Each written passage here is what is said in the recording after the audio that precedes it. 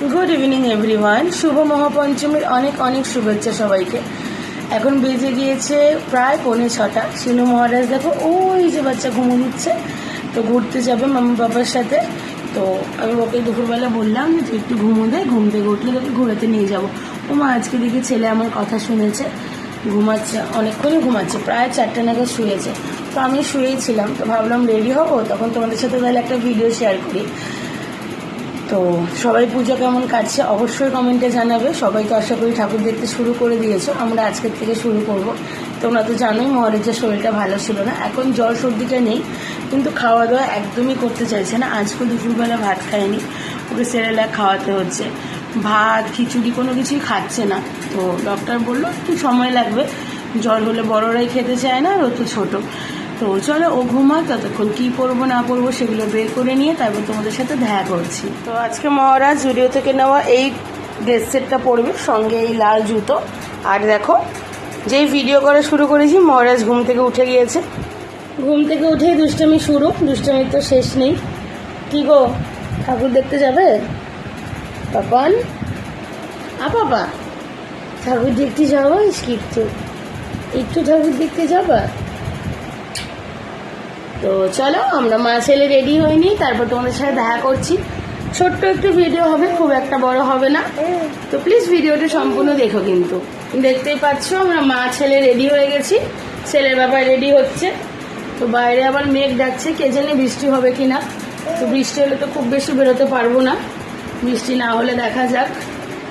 তো চলো আমরা ঘুরতে যাই, টাটা।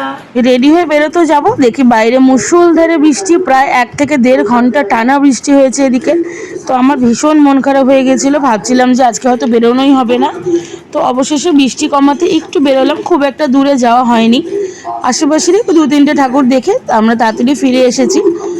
তো দেখো চারিপাশে লাইটিং ভীষণ সুন্দর লাগছে। আর আমাদের বাগানেও কিন্তু পুজো হচ্ছে, কিন্তু বাগানে পুজো আজকে আর যাওয়া হয়নি, কাল থেকে যাব, গেলে অবশ্যই শেয়ার করব। তো আমরা 3টে ঠাকুর দেখেছি বড় বড়, আর 2-3টে ছোট ছোট রাস্তার মণ্ডপ দেখেছি। তো সবগুলো কভার করতে পারিনি, যেটুকু পেরেছি তোমাদের সাথে শেয়ার করছি। তো দেখো এই একটা খুব সুন্দর প্যান্ডেল, যেমন সুন্দর প্যান্ডেল তেমন সুন্দর মায়ের মুখ। আর মায়ের মুখ তো সবসময় সুন্দরই হয়, এটা দ্বিতীয় বড় প্যান্ডেল। তো এখানে হচ্ছে অর্কেস্ট্রার প্রোগ্রাম হচ্ছিল, যার জন্য আমাকে ভয়েস দিতে হচ্ছে, নাহলে কপিরাইট খেতাম। তো দেখো এখানে শিনু মহারাজ আমাকে ওর বাবা ভিডিওটি করে দিচ্ছিল। এখানে বাবার কোলে শিনু মহারাজ একটু ঢাকের তালে নাচছে। তো ও না প্রথম ঠাকুর দেখলো, জীবনে প্রথম মা দুর্গাকে দেখলো, দেখেই যাচ্ছিল, কন্টিনিউয়াস দেখে যাচ্ছিল। দেখো মায়ের মুখটা দেখো, খুবই সুন্দর মায়ের মুখটা। তো আজকে মহাপঞ্চমীতে তো আমাদের এরকমই কাটলো, বৃষ্টি না হলে হয়তো আর একটু বেরোতে পারতাম। তো যাই হোক, কাল থেকে ভালো করে ঘুরবো।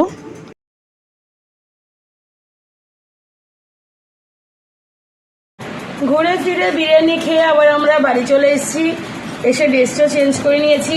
Shinu মহারাজেরও dinner complete. তো এখন শিনু মহারাজকে ঘুম পাড়াবো, তো ভাবলাম ভিডিওটি শেষ করা যাক।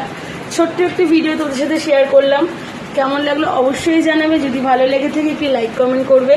যারা চ্যানেলে নতুন আছো প্লিজ চ্যানেলটিকে সাবস্ক্রাইব করে দিও।